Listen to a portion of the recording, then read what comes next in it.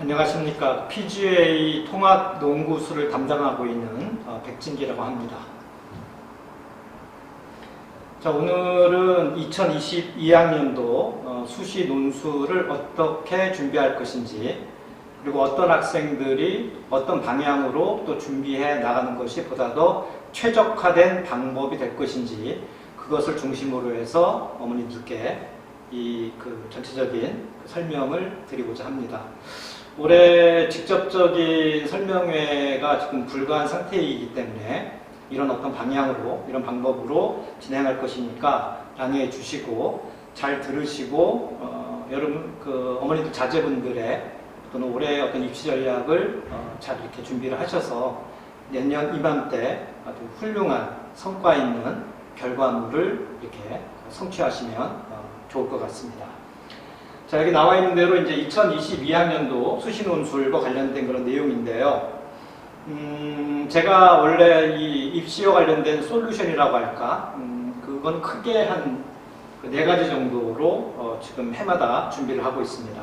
첫 번째가 논술이고요. 두 번째가 이제 구술 면접, 세 번째가 뭐 자기소개서, 네 번째가 MMI, 이렇게 크게 이제 4가지의 어떤 방향에서 수업을 학생들과 공유를 하고 있는 그런 상황입니다. 논술이야 뭐 구술 면접, 자기소개서는 다 아실 거고, 좀 생소하죠? MMI라고 하는 이 부분은 이건 서울대 의대나 성균관대 의대 등등의 몇몇 개 대학들이 인적성 자체를 평가하고 그 학생이 과연 도덕적인 심성을 제대로 갖추고 있는지 종합적으로 스캔하는 그런 면접 시험이라고 보시면 되겠습니다.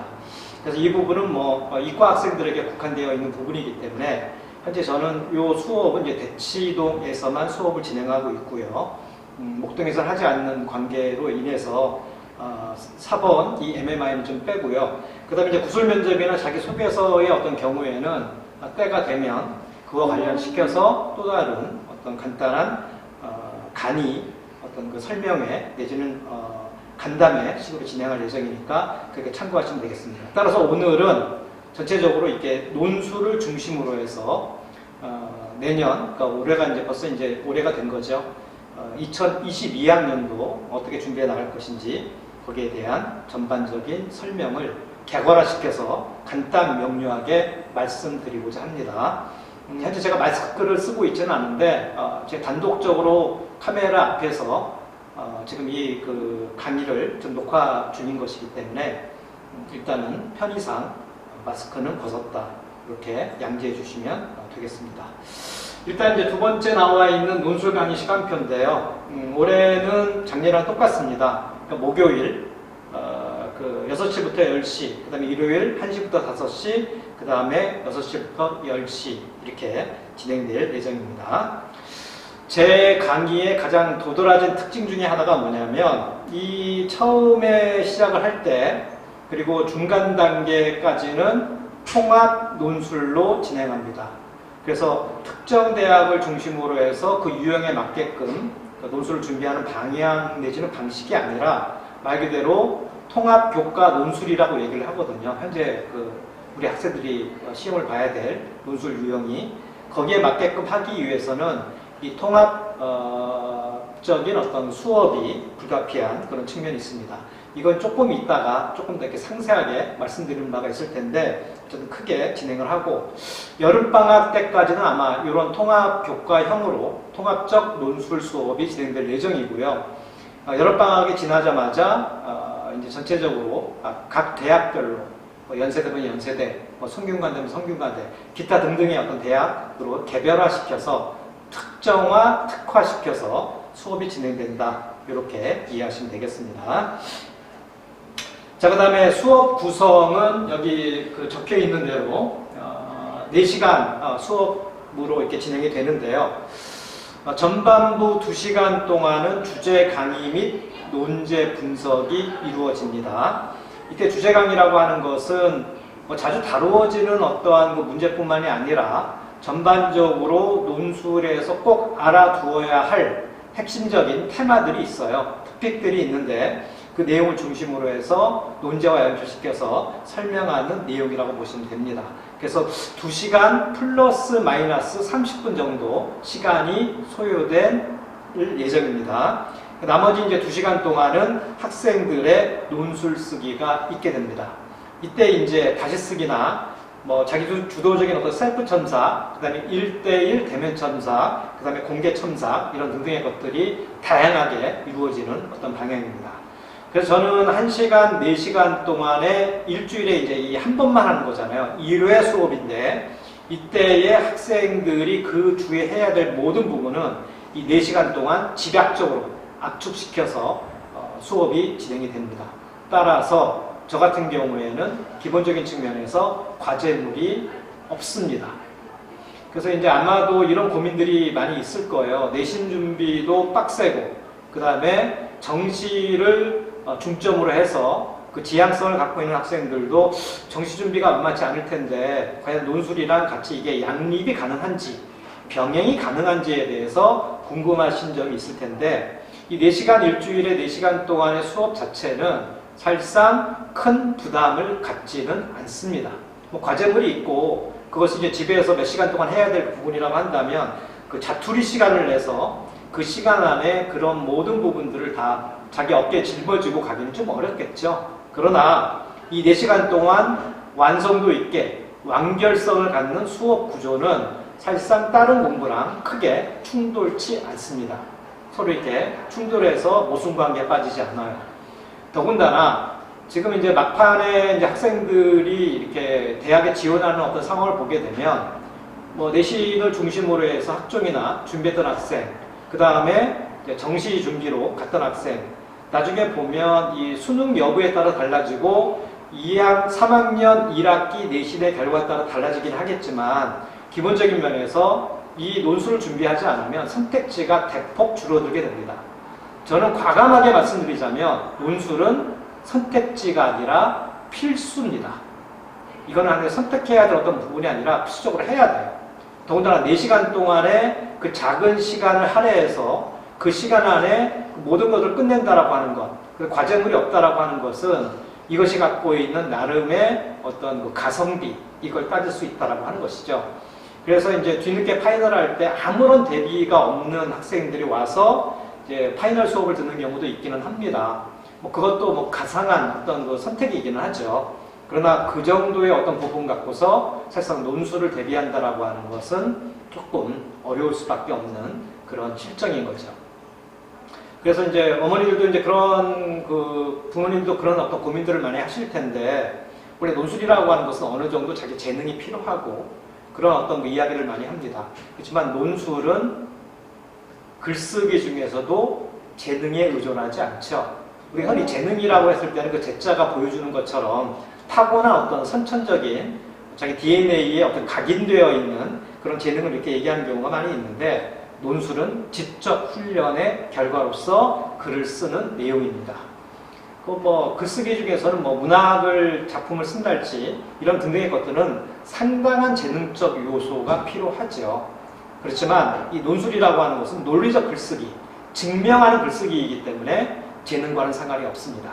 절차 탕막, 즉 지적 훈련을 통해서 자신의 글쓰기 능력을 제고하고 함양하는 그런 가운데 속에서의 나름의 그 의미를, 그 자기 경쟁력을 가질 수가 있는 그런 글쓰기 어떤 그 문제이기 때문에 그건 재능과 무관합니다.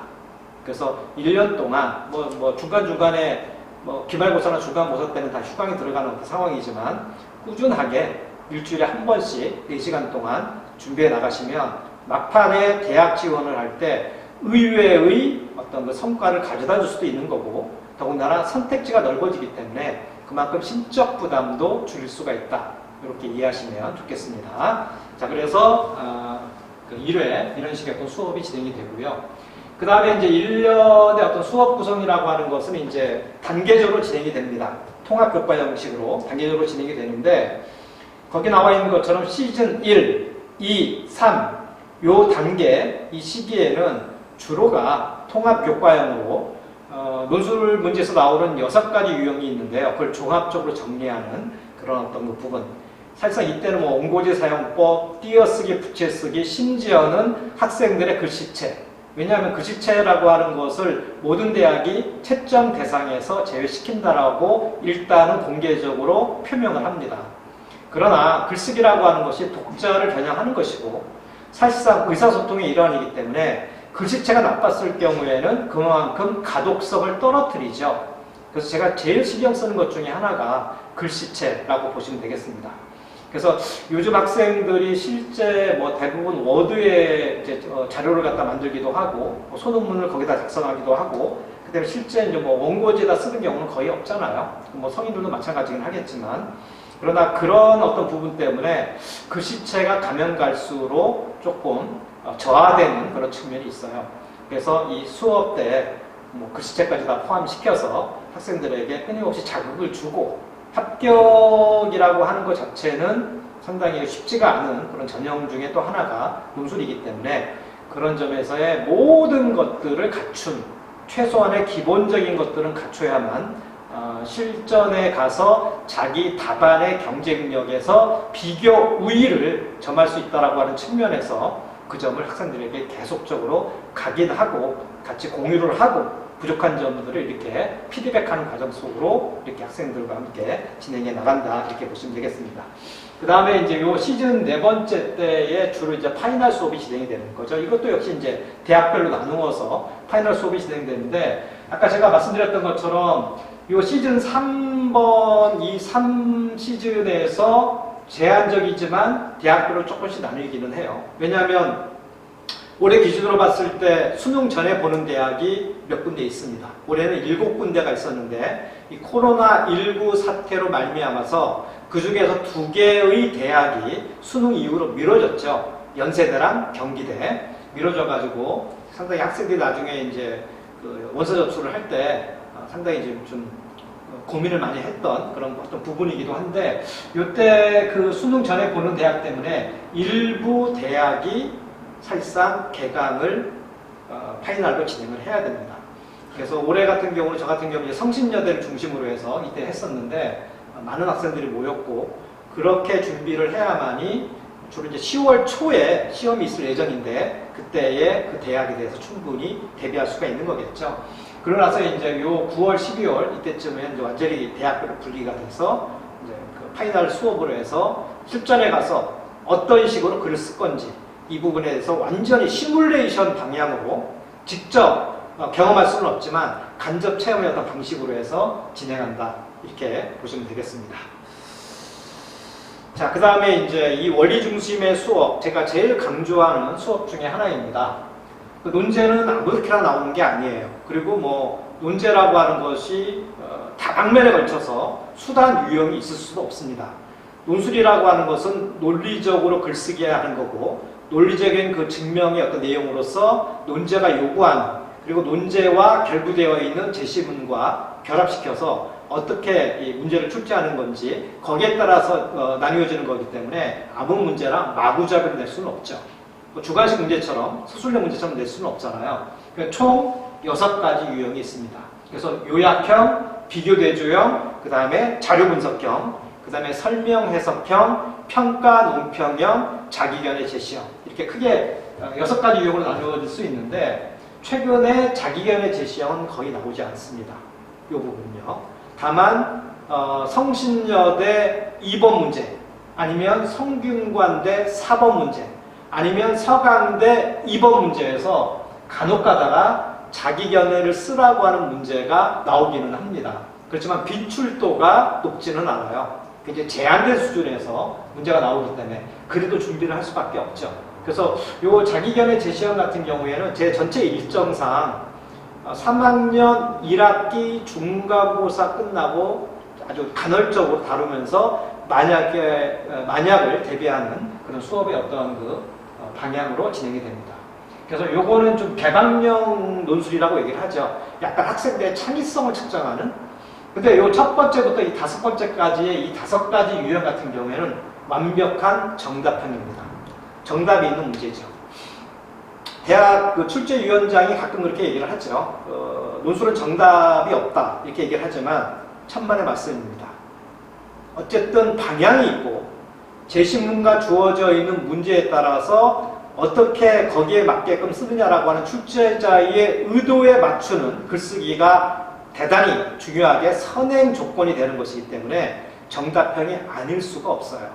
논술이라고 하는 것이 학생들의 어떤 사고력과 창의력을 측정하는 그런 것 때문에 부담스러워서 정답이 없다라고 각 대학 출제위원회에서 그렇게 얘기하는 것 뿐이지, 실제 그들이 제시한 채점 항목을 실사구시로 보게 되면 다 정답이 있는 문제라는 것이 금방 확인이 되죠.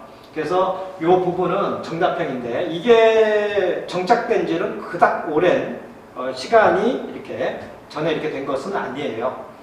통합교과형으로 바뀌게 되면서 논술 문제가 대부분 이제 이 6가지 유형으로 정리가 되는데, 6가지 유형이라고 하는 이 부분 속에 특히 앞에 나와 있는 5가지 유형 같은 경우에는 기본적인 면에서 학생들의 어떤 글쓰기 자체에 대한 채점의 공신력, 즉 공정성을 높이기 위함이라고 보시면 됩니다.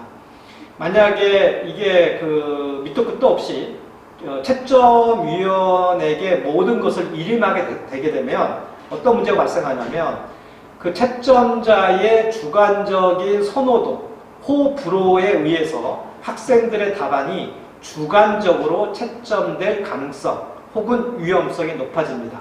그렇기 때문에 각 대학 같은 경우에는 채점의 공정성을 위해서 이 정답형 문제를 출제하게 되고, 그 다음에 실제 채점을 할 때도 기본적인 면에서 채점표가 다 있습니다. 그 부분에서 약간의 출제위원회 재량권이 없다 이렇게 얘기할 수는 없겠지만 거의 제약을 받을 수밖에 없는 거죠. 거기에 맞춰서 채점을 해야 되는 겁니다. 그러니까 정답형이 최근의 어떤 대세다 이렇게 보시면 돼요. 그래서 이건 어쩌다 맨 마지막에 있는 자기애의 지시형은 어쩌다 한 번씩 출제되는 그런 형편이고요. 유형은 5가지 유형, 이 정답형으로 출제가 되기 때문에 저는 이 수업을 할 때 철저하게 가산점 포인트와 감점 포인트를 중심으로 해서 가르칩니다. 물론 초기에는 학생들이 적응이 안 돼 있기 때문에 그에 따른 어떤 준비를, 기초적인 베이스를 좀 깔면서 터를 다지면서 가야 되잖아요. 그때는 이제 가산점 포인트나 감점 포인트가 학생들한테 얘기를 해도 그렇게 쓸 수가 없어요. 훈련이 아직 안 돼 있는 상황이기 때문에.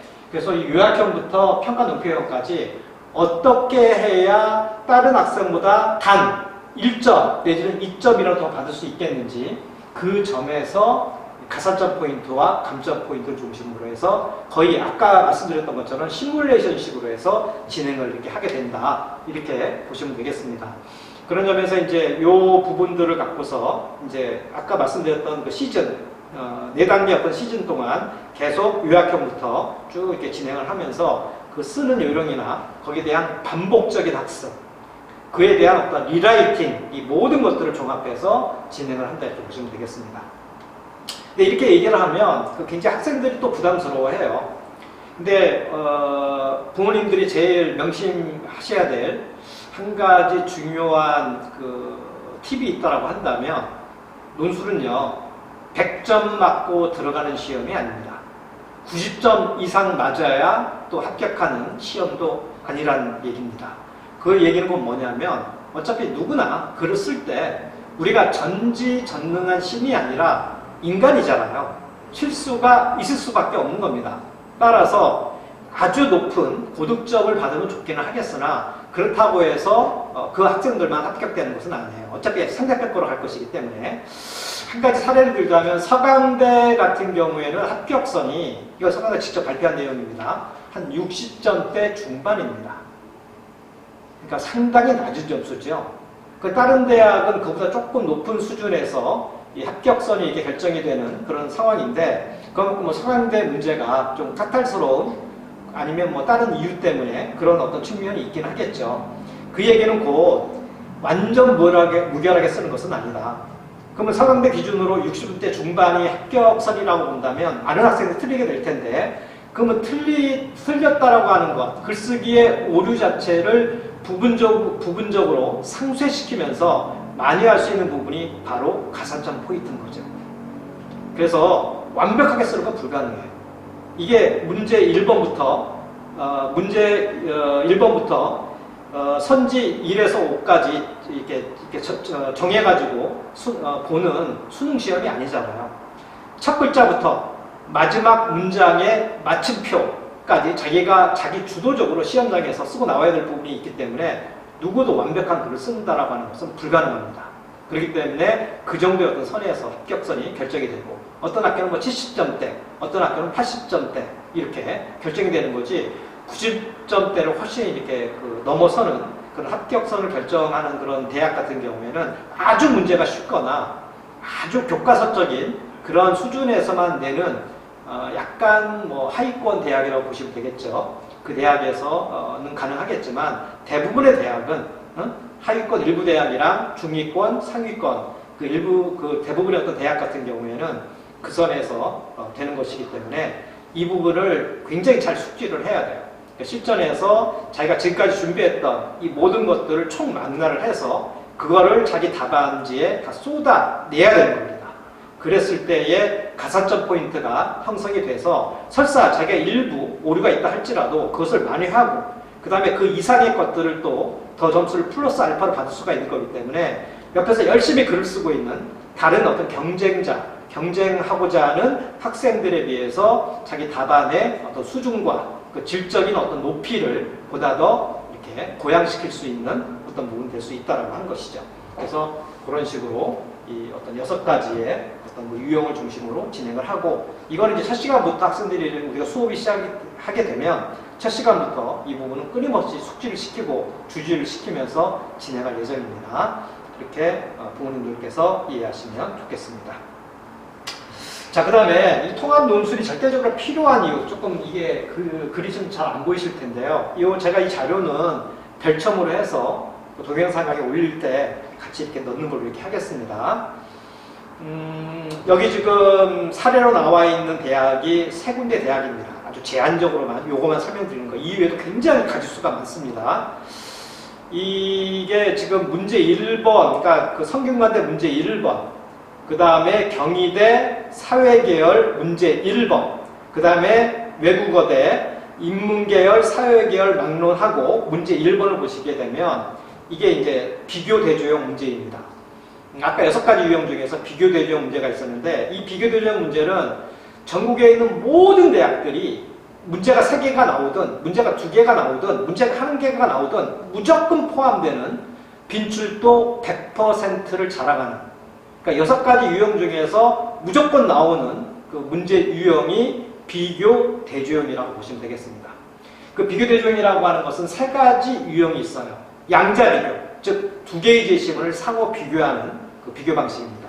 그 다음에 3자 비교, 3개의 제시문을 비교하는 내용입니다. 그 다음에 그 이상의 것들, 4개 제시문 이상을 비교하라고 하는 문제를 우리는 다자 비교, 마늘 따자 써서 다자 비교라고 얘기를 하는데 여기 나와 있는 이 사례, 이 부분, 그 다음에 이 부분, 요거, 이게 이제 다자 비교의 사례예요. 문제가 똑같습니다. 이게 물론 성균관대의 다자 비교는 약간 플러스 알파가 필요해요. 그걸 이제 학생들이 3학년 1학기 중간고사 끝나고 그 다음에 조금 지나서 여름방학 시즌이 다가오게 되면 자기가 어느 대학을 지원할 것이다 라고 하는 거에 대해서 저랑 같이 계속적으로 컨설팅을 합니다. 입시 상담을 하고 너는 현재 이런 정도의 어떤 글쓰기를 하고 있기 때문에 어느 대학이 맞겠다. 이런 것까지 포함해서 같이 이제 상담을 진행하게 되는데 그때의 이제 뭐 이를테면 성대의 다자 비교는 플러스 알파가 필요하기 때문에 그게 일종의 이제 통합적 비교인데 그 부분 자체에 대한 별도의 어떤 수업이 또 진행이 돼요. 그러니까 나머지 이제 그 경희대 그 사회계 1번 문제랑 그 다음에 그 외국어대 그 인문계 사회 각각 1번 문제는 똑같은 글쓰기 방식이 똑같아요. 그래서 요즘 같은 경우에는 특정 대학에 너무 초반부터 집중해서 한다라고 하는 것은 글을 망치는 하나의 지름길이라고 보시면 됩니다. 제가 지금 수업하고 있는 대치도 같은 경우에도 처음 이렇게 수업이 그 개강이 될 때도 학교별로 나누는 그런 일부 선생님들이 꽤 많이 계시는데 저도 한 4년 전까지는 그렇게 진행을 했습니다. 근데 이게요 별로 그게 큰 어떤 의미가 없다라고 하는 것이 학생들의 학교의 선택은 시간의 흐름에 따라서 끊임없이 변합니다. 가변적이라는 뜻이에요. 왜냐하면 그 수능이라고 하는 것을 좀 보게 되면 거기서 이제 최저학력 기준을 적용하는 대학이 꽤 많잖아요. 최저학력 기준을 적용하지 않는 대학이 일부 있기는 하지만 거의 대부분 학생들이 인기가 있어서 그 대학을 가고 싶다라고 하는 대학 같은 경우는 거의 대부분이 최저학력 기준이 있습니다. 그러면 6월 평가원 모의고사, 그 다음에 9월 평가원 모의고사 보고 난 다음에는 상당히 이렇게 생각이 바뀌고 선택지가 또 변동이 와요. 그래서 원래 자기가 준비했던 그 대학 자체를 갖다 포기하는 그런 경우도 발생을 하죠. 그래서 사실상 그것 때문만도 아니고 기본적으로 글쓰기, 논리적 글쓰기라고 하는 것은요. 특정한 유형에 대해서 글을 갖다가 굉장히 열심히 연습한다라고 해서 결코 좋은 글이 나오는 것은 아니다라는 것을 숙지하실 필요가 있으십니다. 글이라고 하는 것은 종합적인 사고의 결정체잖아요. 그렇기 때문에 특정 유형을 잘 이렇게 연습했다라고 해서 그 학생의 독해력이 좋아져가지고 어떤 제시문이 오든 자기 식대로 그 독해를 갖다가 원활하게 수행하에 나갈 수 있다라고 하는 것은 쉽지 않은 것이거든요. 아까 말씀드렸던 좀 부차적인 거지만 자기가 지원하려고 하는 대학이 바뀌기도 하고 그런 측면에서의 어떤 학생들의 관심이 필요하다고 하는 거예요. 그래서 여기 나와 있는 이런 것뿐만 아니라 그것까지 다 포함해서 본다면 처음부터 절대 대학교를 할 이유가 없어요. 그리고요, 요 1번 이런 식으로 해서 좀 이런 유형이 뭐 그 대학에서 자주 나오는 비율도가 굉장히 높은 그런 측면이라고 하는 거지 기본적으로 성대만 하더라도 요 2번 문제, 3번 문제 이거는 수시로 바뀝니다. 수시로 바뀌고 더군다나 경희대 같은 경우에 요 1번이 이렇게 나오지만 2번 같은 경우도 수시로 바뀌고 뭐 외대도 마찬가지예요. 그래서 그 대학에 특정한 유형에 대한 문제가 나오는 것은 좀 강한 대학은 한 문제 정도 이렇게 나오는 거고 대부분의 대학은 랜덤입니다. 자유롭게 출제가 돼요. 그렇기 때문에 특정 대학을 중심으로 연습하는 것보다는 광범위한 영역에서의 글쓰기 연습을 좀 총체적으로 종합적으로 초반에는 그 부분을 집중해서 충분한 글쓰기 능력을 향상시키고 그 다음에 점차 자기의 대학이 어디 대학인지 어느 대학을 올해 논술 시험으로 볼 것인지에 대한 뚜렷한 목표 지점이 이제 나타나게 됐을 때 그 대학별로 진행하는 것이 오히려 효율성이나 아니면 나름대로의 어떤 자기의 어떤 글쓰기 역량을 제고하는 데 있어서 훨씬 더 가성비가 높다. 이제 그런 어떤 방향으로 준비하는 것. 이게 사실상 학생들이 준비를 하는 데 있어서 반드시 명심해야 될 어떤 부분이다. 그래서 나중에 이렇게 준비가 잘 되는 학생은 해당 대학으로 개별화시켜서 뭐 파이널을 하든 뭐를 하든 간에 진행이 되면 훨씬 더 글 역량이 뛰어나요. 근데 다른 데에서 있다면 뭐 성대를 예를 들면 성대를 전 1년 동안 해왔습니다. 그 학생들 그 잘 못 씁니다. 왜냐하면 그때그때마다 모든 지문이 다르고 모든 또 2번과 3번 모든 어떤 그 부분이 다르고 사실 1번조차도 결국 통합적 비교를 해야 되기 때문에 독해력이나 글쓰기 능력 자체에 대한 탄탄한 자기의 어떠한 그 역량이 내면화되어 있지 않으면 거기까지 가기는 어렵다고 하는 거죠. 그런 점에서 이 방식. 그래서 뭐 작년에도 성과가 굉장히 좋았고요. 올해 역시도 그럴 겁니다. 따라서 제가 오랜 단연 동안의 어떤 그 수업해왔던 방식을 총화해 봤을 때 종합적으로 다시 한번 되새김을 해봤을 때 반출을 해봤을 때 이 방식이 최고다. 이렇게 생각하시면 되겠습니다.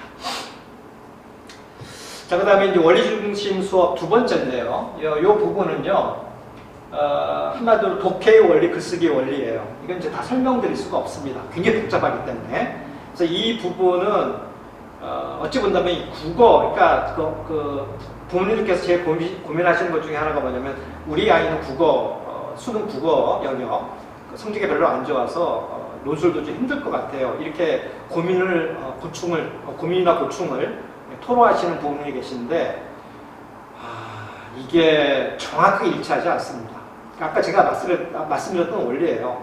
국어의 독해법과 논술의 독해법은 다르고요. 국어는 1번부터 5번이라고 하는 선지가 있죠. 그거를 그 선지 중에서 어떤 부분이 불명확할 경우에는 어쨌든 어떤 답안을 찍을 수도 있어요. 논술은 그게 불가능하잖아요. 기본적인 원리가 좀 다릅니다. 그래서 지금까지 경험을 통해서 본다 하더라도 국어를 잘한다라고 하는 학생들이 논술을 올 때는 좀 자신감을 갖고 와요. 자기 국어 성적이 이 정도인데 뭘 못하냐. 논술 같은 경우 충분히 자기가 커버하고 그걸 갖다 돌파해낼 수 있다. 이렇게 생각하는 학생들이 있는데 와가지고 상당히 당혹감을 느끼는 학생들이 의외로 많습니다. 그 이유는 좀 아까 말씀드렸던 그 원리가 좀 다르기 때문에. 그래서 이것도 역시 6가지 유형, 논술 6가지 유형을 통합적으로 해나가면서 끊임없이 말씀드립니다. 주제를 찾는 방법은 뭐고, 대주제, 그 다음에 소주제, 각 제시문이 갖고 있는 내용들, 그 중에서 문학집은, 비문학집은, 이걸 또 이때의 소주제를 찾는 방법은 또 어떻게 다른 것인지, 이게 굉장히 명료해야 됩니다. 거의 뭐 여기에서 학생들이 실전에서 높은 점수, 낮은 점수가 갈리는 기본 갈림길이라고 보시면 돼요. 근데 이거에 대해서 논리적으로 가르치는 선생은 거의 저는 없는 걸로 알고 있습니다.